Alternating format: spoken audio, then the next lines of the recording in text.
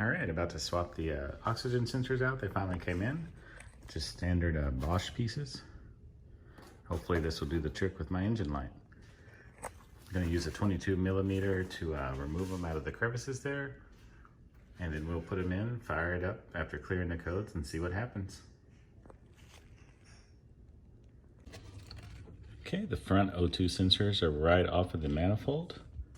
You can see them right here. I went ahead and soaked them in a PB Blaster a few nights ago just to make sure that they were nice and loose by the time I got to them. Broke away freely, so what we'll do now is follow the wire, which comes up here, unplug it, swap them out. It's really that easy.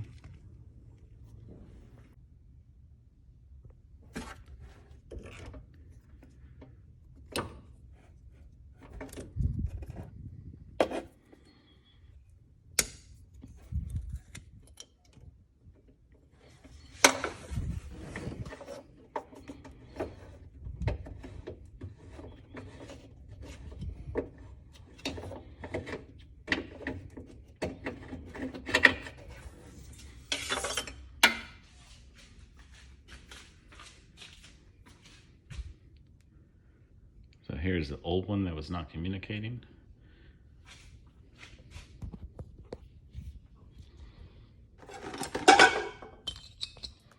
Just comparing the links to the new one. Looks like it's exactly the same, which is good news. So we'll go ahead and swap this in.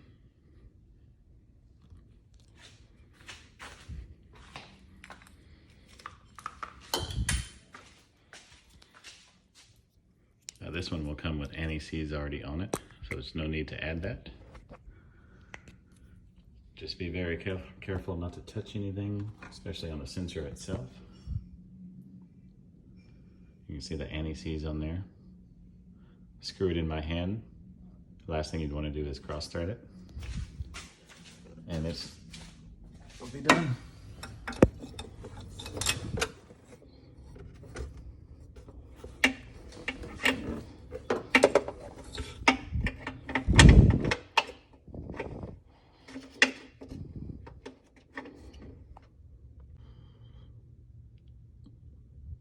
First one down, gonna do the other one as well.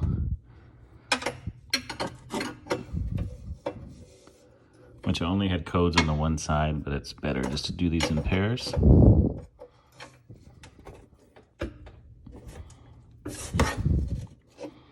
Okay.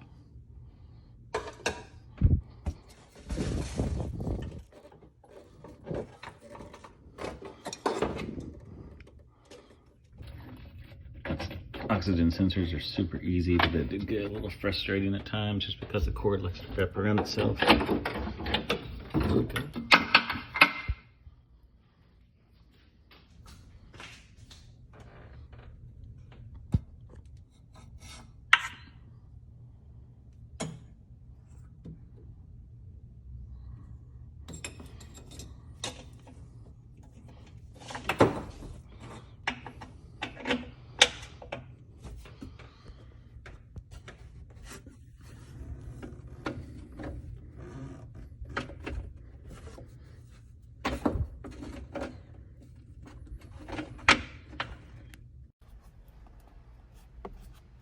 All right, moment of truth here. Let's see what happens. First thing I'm going to do is just clear out any codes that were in there.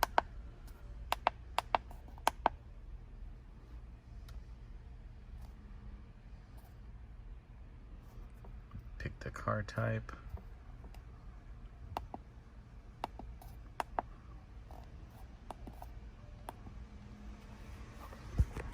Undo the mobilizer.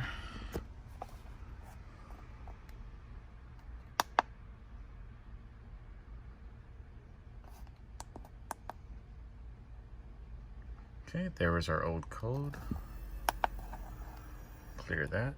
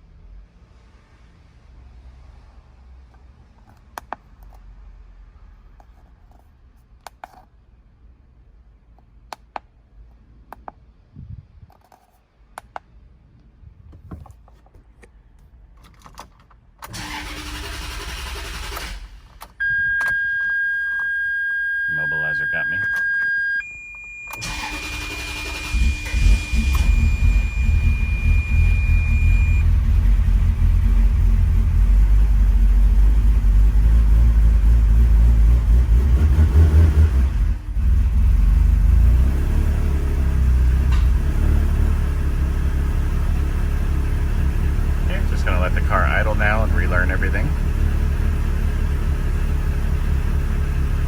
And we will see if our engine codes come back.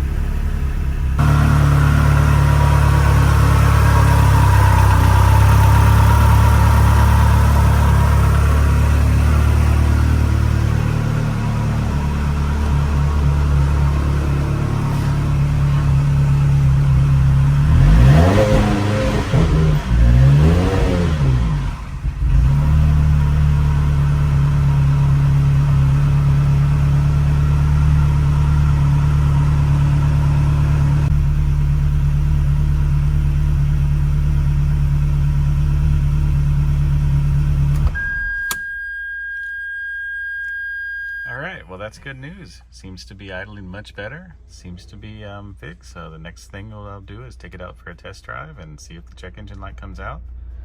If it doesn't come back, we'll consider this one fixed for now.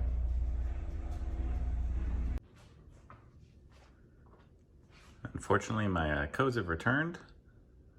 Actually, different ones this time. I'm getting random misfires on every cylinder on this bank. Read online, it looks like the MAP sensor could be bad. There was also a ticket in the car about recommending replacing the MAP sensor. I'm going to try to clean it first. Went ahead and sprayed this with some CRC cleaner, which is specifically made for MAPs. Going to give it a shot and see if anything improves. If not, I'll swap them from side to side and see if it moves all my codes to the other side. And if that works, then we'll know for sure this is a problem. If not, we'll look closer. Thinking potentially intake gaskets, but we'll see.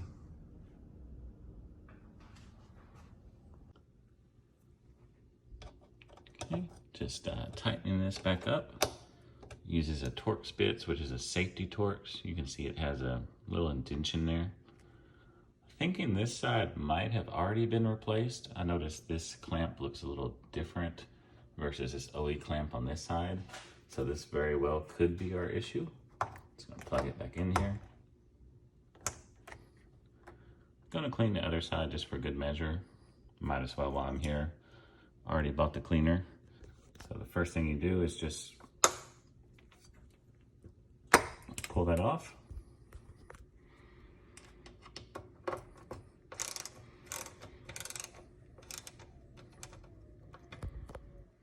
One thing I like to do is put a little tape around here, because the last thing you want is this thing to fall out and fall down into no man's land.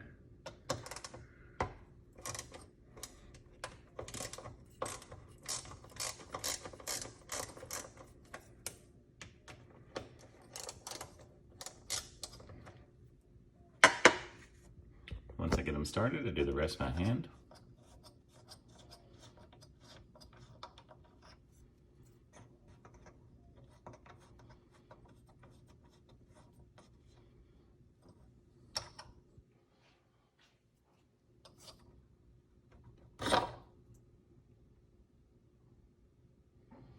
Alright, I'll just spray this off with a specialized MAP cleaner, reinstall it, and start the engine and see what happens.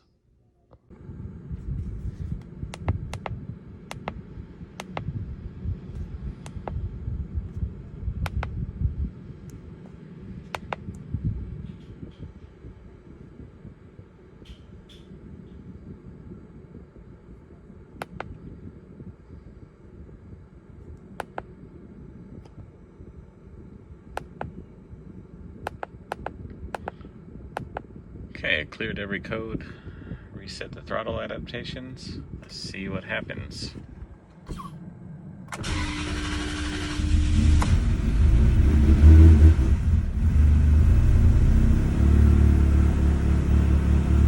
I expected to stumble a little bit at idle at first because we've reset everything.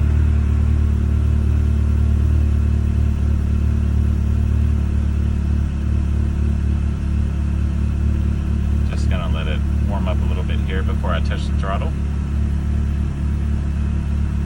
Hopefully we'll have a better running car.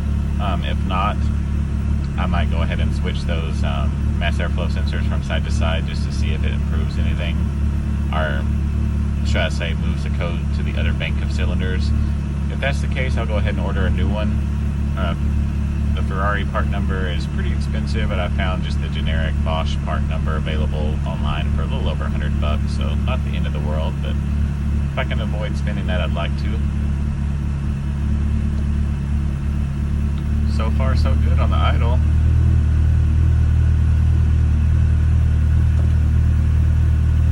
I'll probably take it out for a drive and see what happens next.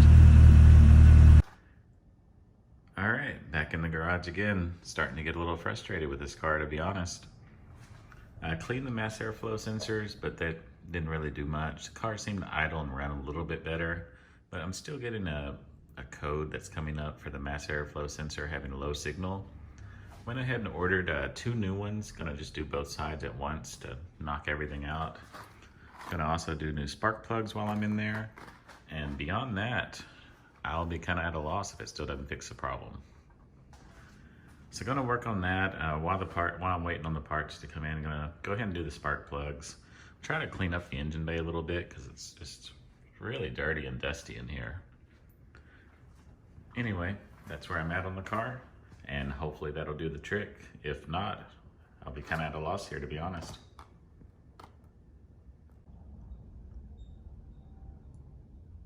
Okay, I pulled one of the spark plugs out just to take a look at it. No idea how old these are. I'm gonna go ahead and put the new ones in. Notice these have the A on them instead of the B, so the new one should be revised. I think the difference is just in the coding of some part. I don't know the specifics, but I'm sure it's online. So yeah, let's get everything switched out. We'll go from there.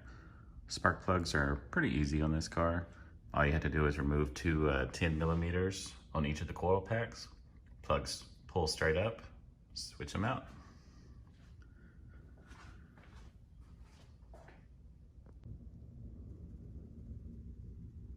Just a little side-by-side comparison of the new versus old.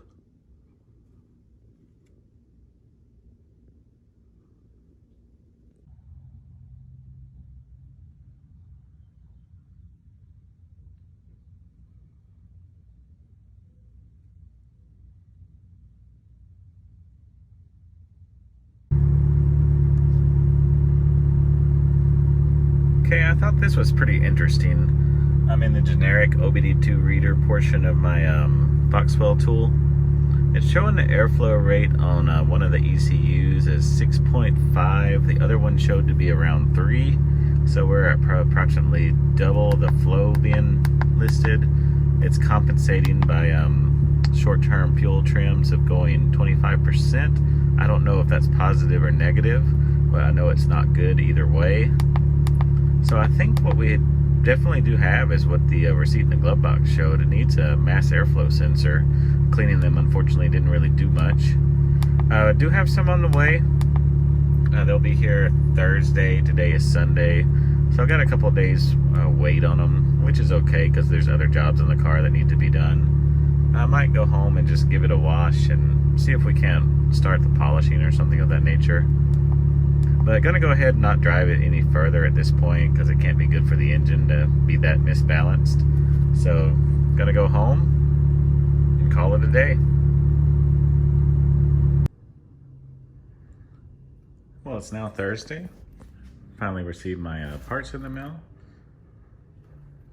Gonna try to install the new mass airflow sensors and see what happens with the car. Hopefully this will be the end of my troubles, but we will find out very shortly.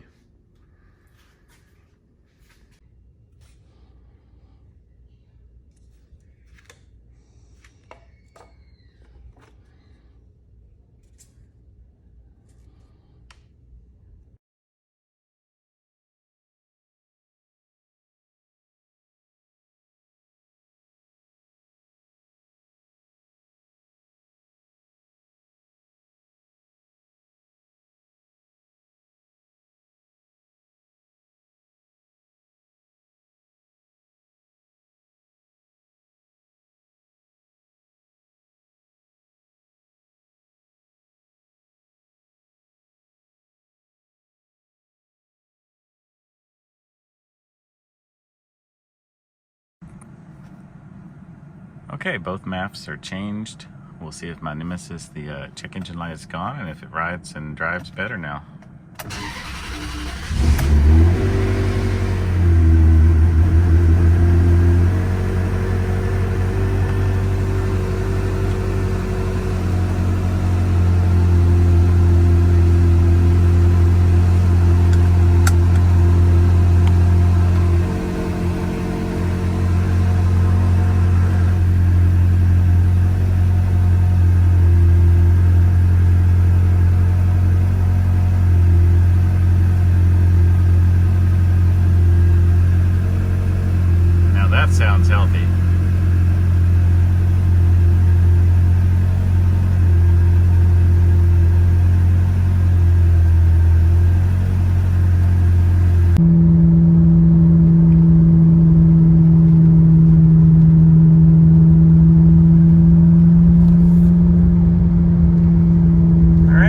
do the official Ferrari readiness monitor set. Pretty excruciating to go this slow, but what can you do? I need to get this car inspected so I get new plates for it. So I guess we'll be doing this for a little bit longer here. It says I'm supposed to do this for approximately 3.5 miles. Hopefully no one comes up behind me. I'm in a 35 zone, but still people fly through these. So with any luck, we'll be able to get our tags here pretty soon.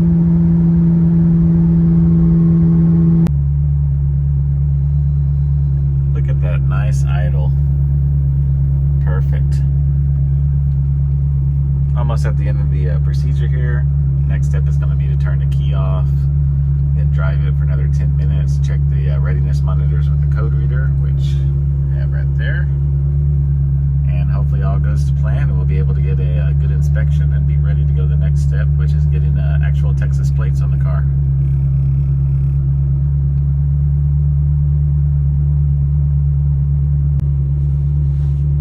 Okay, just going to check the OBD readiness now.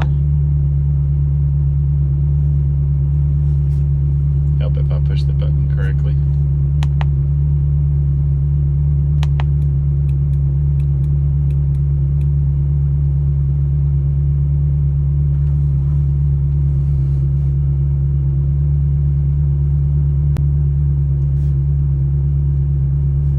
Don't know why, but this always does this the first time. To hit it a second time.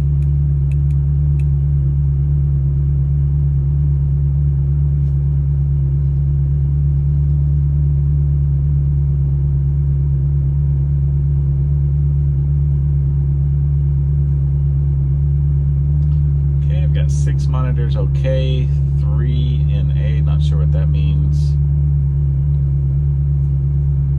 So I'm gonna drive the car a little bit more and then take it to get inspected and see what happens.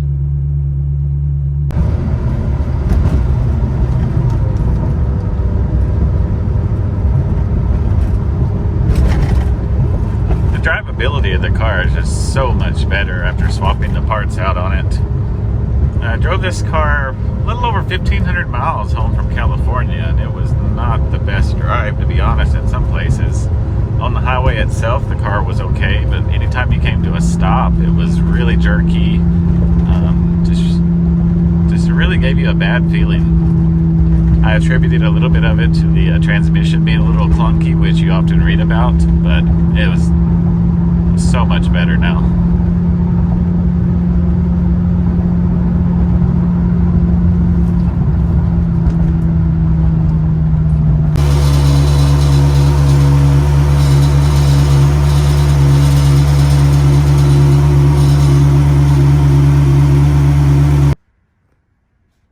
Alright, just made it back home. And the result says